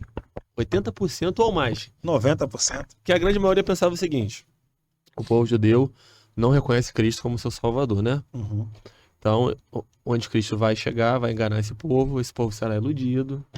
E aí, onde Cristo vai entrar no templo, vai profanar o templo, e aí terá uma grande guerra, esse povo vai clamar a Cristo, vão reconhecer Cristo como seu salvador, Cristo viria e destruiria o anticristo. Isso. Esse foi o grande pensamento. Exato. Mas pelo que você está falando aqui... Então, eu vou explicar. Não, esse fundamento existe, embora eu não acredite. Ele existe. Então, você só está condenado a acreditar nisso se você considerar que o capítulo 4 a 22 está intacto. Eu, como acredito que o do capítulo 1 a 22 ele é simétrico, ou seja, ele está em franca conexão, não tem como você dizer que João escreve uma parte para um tempo e a outra para outro tempo. Então, esse tipo de narrativa está presente em 90% das igrejas pentecostais. Está presente em 90% das igrejas pentecostais. Agora, o tipo de conversa que a gente está tendo é uma conversa que parte do texto para a fé e não da fé para o texto. Então, vou explicar isso rapidinho para você. A grande dificuldade, Sérgio e Lucas... Dupla sertaneja, hein, cara? Botafoguense. Sérgio Lucas, né? A grande dificuldade que a gente tem, meus amigos, é observar o texto e do texto partir para a fé, e não da fé para o texto. Isso significa metodologia. Eu tenho fé e vou para o texto. Agora, se você inverter, eu vou para o texto e vou para a fé. Então, você vai fazer aquilo que a gente chama de teologia bíblica. A teologia bíblica, ela não se importa muito com a fé se a fé não corresponder ao que o texto diz. Então, eu estou totalmente preso ao que o texto diz. E se o texto está dando esse tipo de informação, a fé precisa ser reformulada. O que não é pecado, hein? O que não pode se reformular é o texto bíblico. O texto bíblico é que não pode mudar. A fé pode mudar? Claro que pode. Claro que pode. Então, eu tô certo. Porque a gente parte do texto para a fé. E não você falar assim, por exemplo, porque eu sempre ouvi isso aqui. Cara, ele está detonando exatamente isso. Cara, você ouviu? Mas eu vi. Então, me parece que o Apocalipse está preocupado com o que muito foi dito. Com o que muito foi dito. E ele emite uma resposta a partir daquilo que ele vê. E eu acho que, de verdade, irmão, de verdade, eu acho que é isso que está me fazendo ter, por um lado, sucesso, por outro, desconfiança. E eu não vou negar. Robson caminha comigo. Não vou negar que algumas igrejas não toleram isso que eu falo. Não suportam isso que eu falo. Mesmo ciente que eu provo a partir do texto. Por que eu trouxe a Bíblia? Porque não tem como você falar de um assunto tão complexo sem você expor o texto. Não tem como. Não tem como. Eu estou mostrando, inclusive, os elementos, né? Olha o elemento tal, tal, tal. E quem conhece um pouquinho de Apocalíptica sabe interpretar o texto. E quero deixar claro que, embora hoje isso seja um impacto, né, para vocês, para quem está nos assistindo, se prepare, porque está crescendo assustadoramente essa modalidade de interpretação. Quem não é da comunidade teológica talvez não sabe. Agora, quem pertence à comunidade teológica sabe, ô Lucas, pelo desgaste das correntes escatológicas. Cara, já estão falando isso. Todo presidente dos Estados Unidos é o anticristo. É. Todo papa é o anticristo. Agora é o Elon Musk agora. Cara, Elon Musk agora é o Elon Musk. Então, assim, todo mundo tá falando isso. Cara, pelo amor de Deus, vamos falar uma coisa que corresponde à Bíblia Sagrada, entendeu? Então, o desgaste trouxe o ceticismo. E eu acho que o pior vem agora. Uma escatologia que me espera, ou que espera um tempo ser acionado, é uma escatologia que não tem o compromisso com o presente. O Apocalipse está dizendo, cara, guarde a sua veste para que ninguém te ache nu. Então o Apocalipse, ele não dá conta do futuro, embora, como eu disse assim, embora seja lido como livro do futuro, ele é antifuturo, querendo trazer uma perspectiva do presente. Jesus pode aparecer a qualquer momento. Jesus pode aparecer a qualquer momento. Então ele te prepara para o agora. O Apocalipse te prepara para o hoje. Então se você estiver correto ou equivocado, o que pode acontecer, você fala assim, cara, o Douglas está muito equivocado. Beleza, então as pessoas vão vivendo relaxadamente e vão esperando os acontecimentos surgirem aí. E, cara, aconteceu isso. Ih, rapaz, aconteceu isso. Jesus está voltando. E vai blefar no Apocalipse, que o Apocalipse está deixando claro. Vou dizer mais um texto. Mais um texto. Principalmente porque alguém pode, de repente, olhar isso e falar, caramba, é muito estranho. Você pega Apocalipse capítulo de número 22, versículo 10, é dito assim, não celes as palavras da profecia desse livro, porque o tempo está próximo. O tempo aqui é, de novo, Kairos. Não celes as palavras da profecia desse livro, que o tempo está próximo. Esse tempo é Kairos, é o tempo do instante. É o tempo do instante. E quando a gente observa essa expressão, não celes as palavras da profecia desse livro, ele está dizendo o seguinte, não tranca. Que o livro de Daniel, de onde sai isso, Daniel fala e ele diz assim, no seu livro, tranca esse livro que a profecia não é para agora, não. Tranca. Sela, que não é para agora. O Apocalipse não sela, porque é para agora.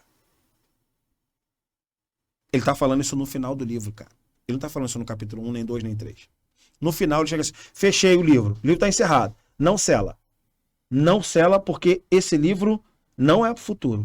Esse livro é pro presente. Aí aqui eu vou detonar todo mundo que contesta. Eu vou detonar todo mundo.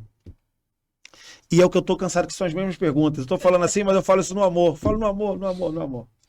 Eu falo assim, pastor, mas o livro é pro futuro. É futuro do autor e presente do leitor. Suponhamos que eu esteja totalmente errado. Totalmente errado. Suponhamos que eu esteja totalmente errado. Muito obrigado. Assim, esse cara tá viajando. Apocalipse é um livro pro futuro. Beleza. O futuro. Mas é futuro de quem? Do autor ou meu futuro? É do autor, cara. João escreveu há 2000 anos. 2000 anos depois, é muito futuro. Então, cara, o que os caras estão fazendo? Eles estão pegando e a geração sempre posterga. É pro futuro. Aí o Lucas pega e joga pro teu futuro. Aí quando teu filho tiver adolescente, sabe o que ele vai fazer? Vai ler e vai jogar pro futuro. Jesus não voltou, é sempre... Então ele nunca é pra ninguém, pô. Aí o pessoal fala assim, não, o livro do Apocalipse é pro futuro. É futuro do autor, cara. Futuro do autor é o meu presente, pô. Futuro do autor, presente do leitor. Não tem pra onde correr, cara. Senão vai ser o seguinte, eu sou a geração do século XX. Sou de 87. Século XX, século XXI. É pro futuro. Eu tenho um filho de 6 anos. Aí ele já pega e fala assim, papai, é pro futuro. Aí ele tá velho, vai ser papai e eu vou ser avô. É pro futuro. Nunca chega a geração? Faz sentido. Não faz total sentido, gente. Total sentido. Então o Apocalipse, se for um livro pro futuro, por que é? Porque eu sou o presente do cara. Então, para quem é o livro do Apocalipse? É pro leitor, pô. A quem interessa o livro do Apocalipse? Eu chamo. É pro leitor da vez. Quem é o leitor da vez? A gente, pô. Essa questão aí que você falou do cada hora é um anticristo, aí ele falou do Elon Musk. O Elon Musk, ele tá com a tecnologia de um chip de vai colocar no cérebro, né, Lucas? Já botou, né? Já colocou, né? Anunciou já, né? Teste num ano já. Fantástico essa semana, deu. Assustadora essa reportagem. Tu viu ele viu o Fantástico passando isso daí. Aí a galera falou que é a marca da besta. Porra, tá tentando controlar as pessoas. Como é que será a marca da besta? Muito bem. Aí, outra revelação aí. Vambora. Vambora. É importante a gente ler o texto, então vamos lá. Eu vou ler aqui para vocês. Muito bem. É só a gente ler, que aí a gente vai ler. Muito bem. É Apocalipse 13, 18, é o texto que fala sobre a marca da besta, né? Então ele pede 3 coisas.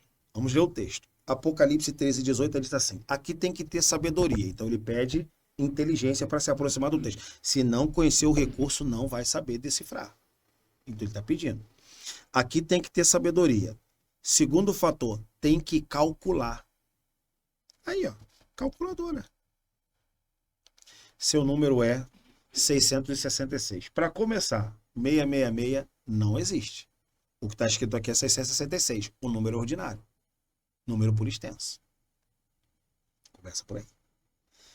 666 dá uma ideia de signo, de marca, de estampa. Não existe isso. Que o Apocalipse está dizendo. Tem que ter sabedoria, tem que calcular, é número de homem. Seu número é 666. 666 dá uma ideia de contagem. 100, 200, 300, 400, 500, 600. 660. 661, 662, 665, 666. É o que está escrito. Tem que ter sabedoria, tem que calcular, é número de homem. Seu número é 666. Pronto. A partir disso a gente vai detectar. Tem que ter sabedoria. Ele está pedindo um recurso que é chamado de gematria. O que é gematria? É você transcrever letras por meio de números. Era um recurso muito utilizado no mundo antigo. Como é no filme Tropa de Elite.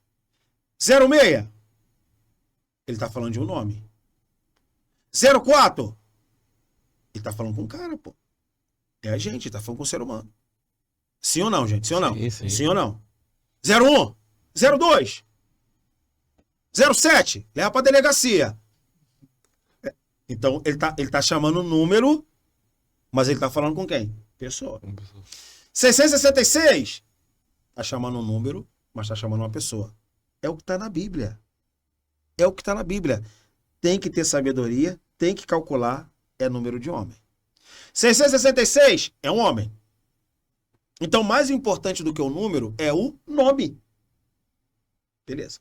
Então, como a gente consegue detectar isso? A gematria. Transcrever letras por meio de números. Então, suponhamos Lucas. Sei lá, posso errar aqui na matemática. Lucas. L-U-C-A-S. L50. U200. C150. A 20. S 6. L tanto. U C A E. Ih, rapaz. 666. Qual é o seu nome? Lucas. Não. Brincando, paixão, brincando. Mas entendeu? Sim. E é flagrante, gente. Tem que ter sabedoria, tem que calcular, cara. Tem que calcular. E ele diz, ó, quando você chegar ao número 666, vai ter que transcrever. Transcreva o 666 e ache o nome. Mas eu já vou dizer, o nome você vai achar a partir do número. Transcrevendo, você encontra o nome. Muito bem. Majoritariamente, encontrou-se o seguinte nome, Nero Kaiser. Nero Kaiser. Que seria, então, Nero César, o matador dos apóstolos Pedro e Paulo. Então, aqui, a marca dessa besta, ou seja, o número do seu nome, que é o que mais importa, é o nome e não o número, é Nero Kaiser. Seria assim na transliteração. Então você tem que ter sabedoria, já conhecemos a gematria. Tem que calcular, já calculamos. E o número é de homem, então não é uma mulher, é um número de homem. Seu número é 666. Opa, fizemos a transliteração, então transcrevemos 666 e dividimos. 60 para tal, 6 é um número tal, tal. Nero Kaiser. Opa, encontramos um número. Então, quando eu chamo 666, eu estou chamando Nero Kaiser. Seria então Nero César. Então, diante disso, se acredita que o anticristianismo, ou o anticristo, aí vai depender da visão, seria alguém que atuará numa modalidade de Nero César.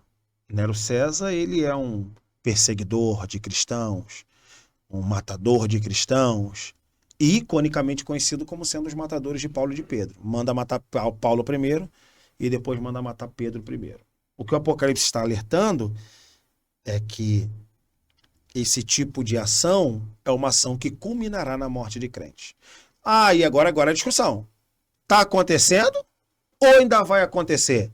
Se você perguntar para mim, está acontecendo. Se você perguntar para outros que acreditam que o texto é para o futuro, ainda vai acontecer.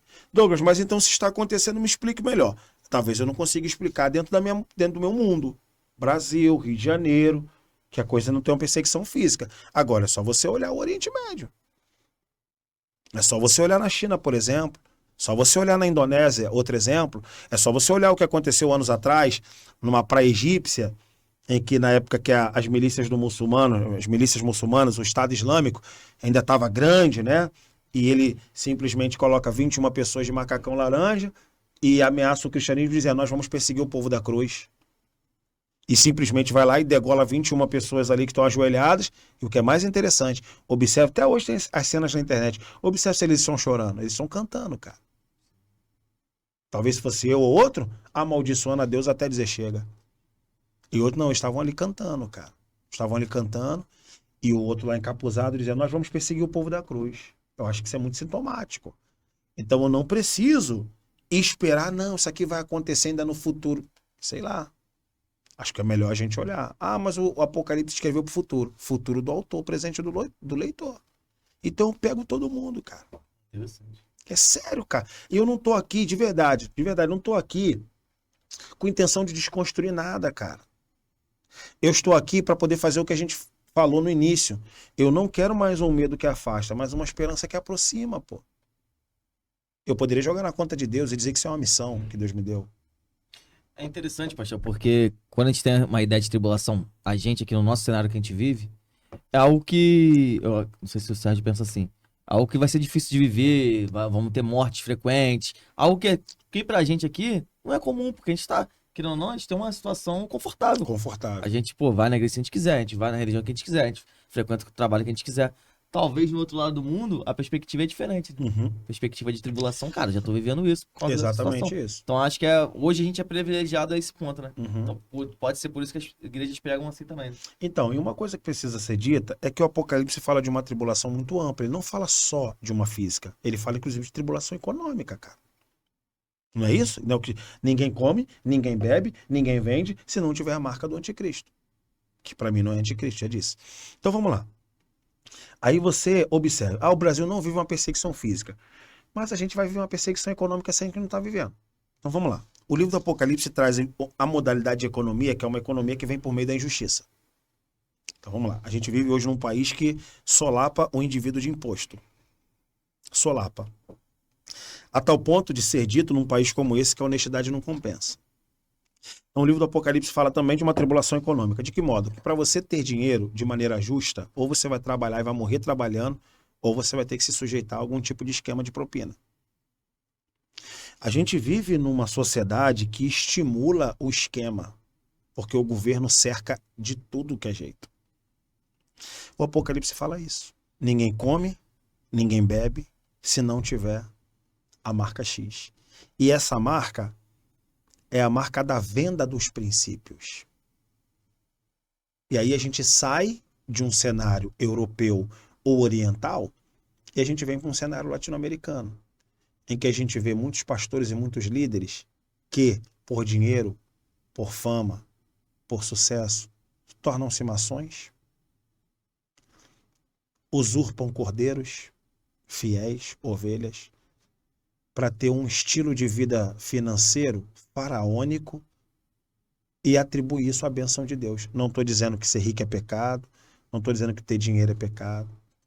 Agora o Apocalipse está dizendo, cara, se vai haver algum tipo de pressão econômica, de onde vem, cara, esse estilo faraônico? Será que essa pessoa já não se vendeu ao sistema? Ah, mas o dinheiro é legal, mas talvez não seja moral, pô. Então você tem muita forma de você interpretar, pô. Pra você poder fazer o quê? Aproximar, cara. Poderia dizer mais. Poderia dizer muito mais. Talvez com, sei lá, pessoa que me conhece na internet, quem me conhece e vê que eu já venho falando sobre isso há muitos anos, eu consigo mostrar no texto bíblico. A prostituta, ela consome, prostituta que é a cidade, a modalidade Roma, o que ela tem para poder conquistar as pessoas? Diz a Bíblia, ouro, prata e pedras preciosas, pô. Ela não impõe a sua ideologia na ameaça, ela impõe a sua ideologia na compra, na aquisição, pô. Eu te compro e você perde seu caráter profético e você se vende pro sistema, pô. Não conseguiu comprar João. João foi parar na ilha de Patmos. Tem as visões do Apocalipse e denuncia o esquema todo. O Apocalipse, o que é? Revelação. O que é revelação? É a revelação do que João estava vendo lá.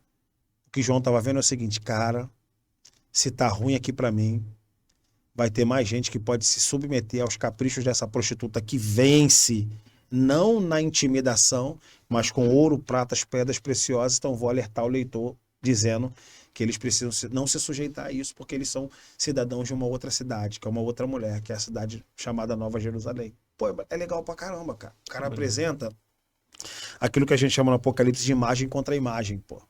É bonito pra caramba. Ele não estava preso. Ele não estava preso. Outra coisa que a gente precisa dizer, né, cara? Poxa, a gente já ouviu 500 vezes as pessoas dizendo, meu Deus, o João estava preso na ilha de Patmos e tal, tal, tal. E eu quero... não tem um versículo bíblico que diga que João estava preso. Tá bom. Ele está em Patmos. Sim. Está confinado. Sim. Mas ele não está preso. Ele está banido. Ele está exilado. Então, é uma prisão? É. Mas é uma prisão em cadeia? Não. Vou dar 2 exemplos. Primeiro, era muito comum no Império Romano, imperadores ou provincianos punirem com o banimento ou com o exílio. Então ele era expulso. Sai daqui, que se você voltar para cá, você morre. Talvez seja um exemplo desagradável, mas vou falar assim mesmo. Hoje no Brasil, com a caça do STF, você tem muitos brasileiros que estão exilados nos Estados Unidos e não podem vir para cá, porque se virem para cá, serão presos. Pensamos em dizer os nomes, né? É uma prisão? É e não é. Tá preso porque tá fora do seu país. Mas lá tá livre. Vai no McDonald's, vai pro cinema, namora com a esposa, vai pra igreja, faz podcast, vídeo no YouTube, canal no YouTube.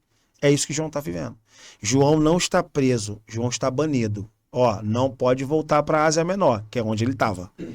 Não pode voltar. Fica aí nessa ilha. Mas lá na ilha, ele está em espírito no dia do Senhor. Está fazendo culto, cara. João está fazendo culto. Em espírito no dia do Senhor. Dia do Senhor provavelmente é domingo. O adventista vai dizer que é sábado. Então, dia do Senhor, domingo, está recebendo visita, está escrevendo carta, tendo visões e revelações. Está tudo lá. O que ele não pode é sair. Então... É muito fácil de explicar. E outra coisa, só estudar um pouco mais. Galera aí, a história do Brasil, pô. Quando houve a proclamação da República no Brasil, pegaram Dom Pedro e fizeram o quê? Expulsaram ele do Brasil. Ele vai para Portugal e morre o quê lá? Exilado. Dom Pedro não podia voltar mais. Aqui você não volta. Se voltar, preso. Então ele tá o quê? Exilado, lá em Portugal. Mas lá em Portugal tá livre, pô. Soltinho, pode pegar onda. O João é a mesma coisa. Tomar água de coco. Só que o João está preocupado, porque tem 7 igrejas na Ásia Menor, que ele está dizendo, olha, galera, se vocês tiverem o mesmo comportamento que eu, provavelmente vocês virão para cá. E para a tristeza de João, parte das igrejas não queriam ter o comportamento crítico que ele tinha. Parte das igrejas. E aí, talvez, para a gente poder acrescentar. João escreve de bilhete de exortação e encorajamento para 7 igrejas. 7 igrejas.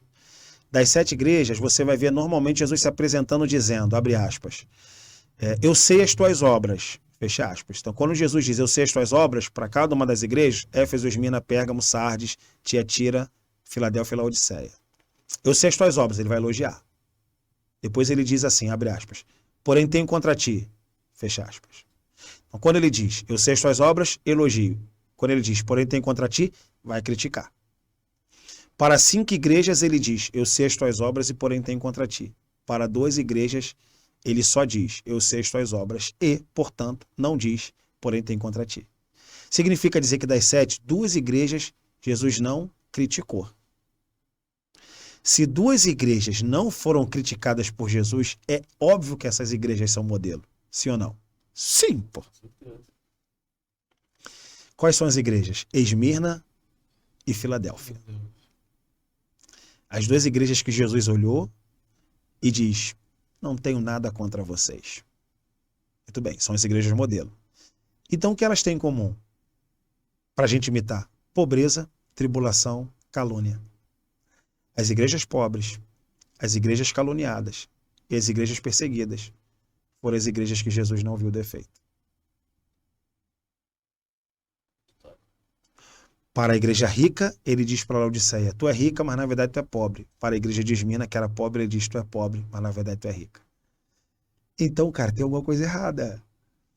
Então, Jesus olha no meio dos 7 castiçais e vê essa igreja aqui, que é caluniada, que é perseguida e que não tem recurso.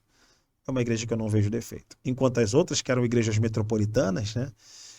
Igrejas metropolitanas, não que as outras não fossem, igrejas metropolitanas, elas tinham vendido princípios no plural, né?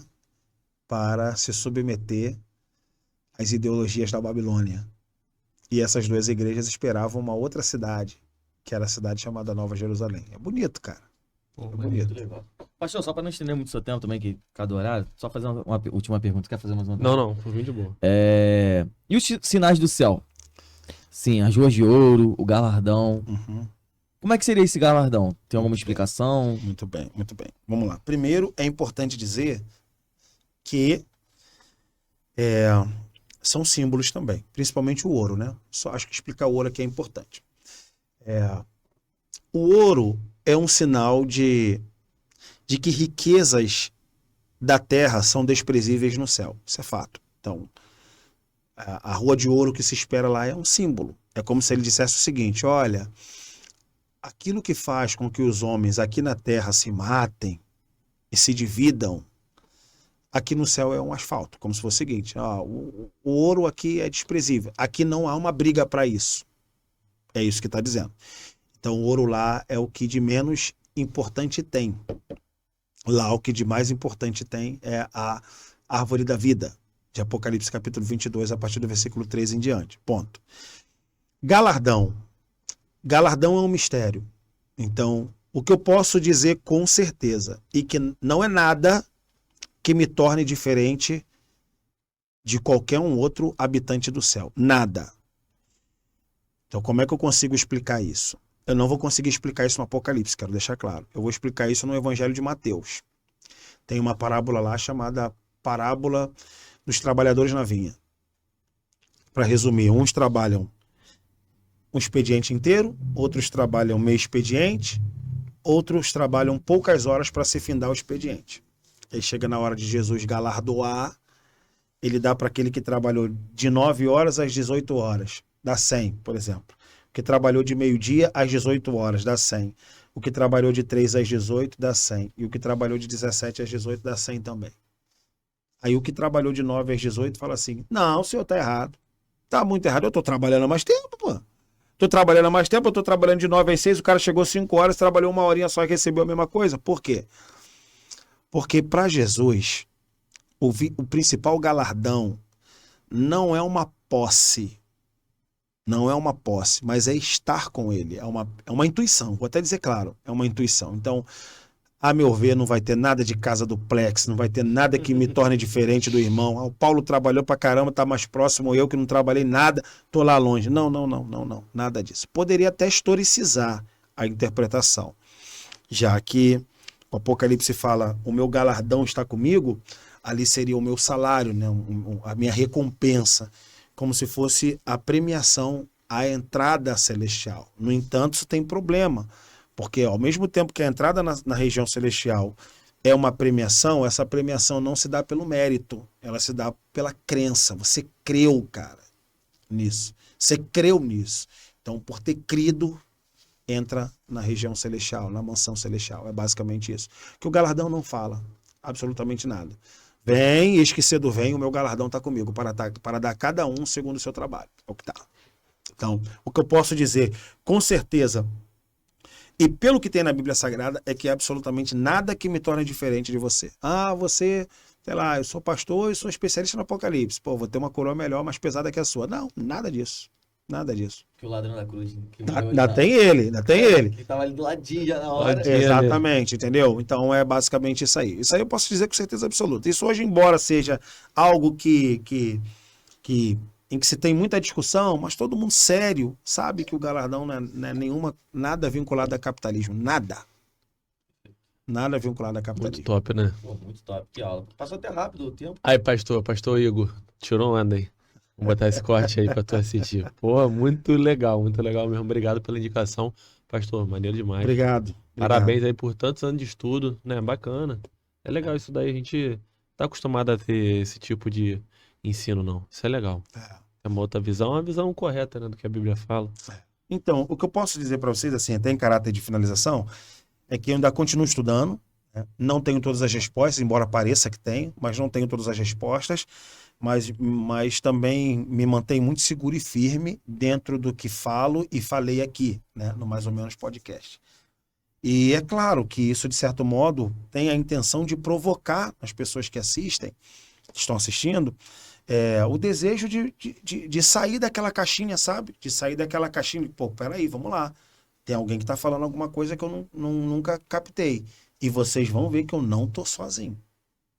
É porque eu não sei, mas a comunidade teológica, né, que podemos já dizer que é uma comunidade, a comunidade teológica hoje vem suscitando esse tipo de debate. Justamente pelo desgaste e inconclusividade.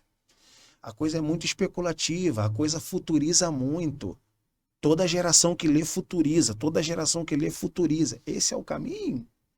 Será que esse é o caminho? Então, dadas essas inconclusividades, esses desgastes, teólogos vêm trazendo novas abordagens sobre o Apocalipse. E eu sou uma dessas pessoas aqui no Brasil. Muito show. Privilégio. Privilégio mesmo. Aqui que cada episódio aqui é um privilégio, porque a gente aprende muita coisa nova. Que maneiro. Coisa que tava longe, né, do... Pô, hoje foi da maneiro noção. demais. Hoje foi demais, pô. É uma linha que eu nunca tinha ouvido.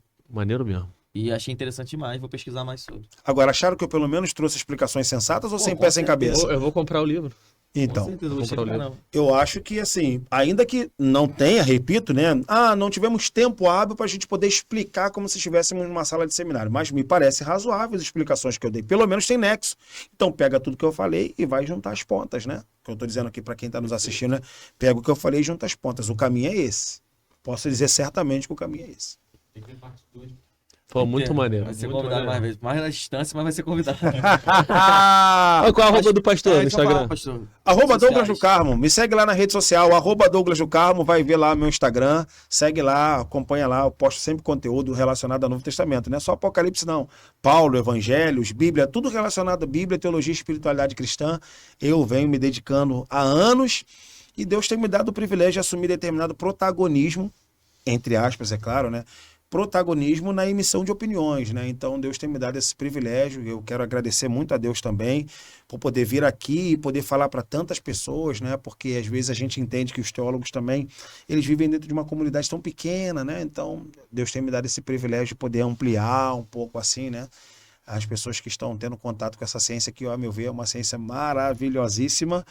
Então, lá na minha rede social, eu falo sobre tudo. Paulo, sobre o Novo Testamento, sobre espiritualidade cristã, teologia política, Apocalipse, é isso aí. Teologia, Bíblia, espiritualidade é comigo. E pra galera que é te assistindo lá na 93, como é que é? Qual o dia? 93, então, eu não tenho um dia fixo, eu sou convidado. Normalmente eu tô uma vez por mês ou uma vez a cada 2 meses eu sou convidado, mas aí só acompanho na rádio mesmo. Agora é interessante acompanhar o Instagram da rádio, ou o meu Instagram, porque eu sempre posto, estive lá semana passada. Então, provavelmente no mês de março eu devo estar. Aí eu sempre coloco na minha rede social, assista lá também. Galera, gente boa demais, Marcela Bastos, gente boa demais, Cid Gonçalves, J.R. Vargas, a galera é boa demais. A gente sempre tá lá discutindo teologia também. Muito bom. Galera, quero agradecer. Obrigado, Tamo junto. gente. Boa noite aí. Valeu. Deus Valeu. abençoe. Tchau, tchau.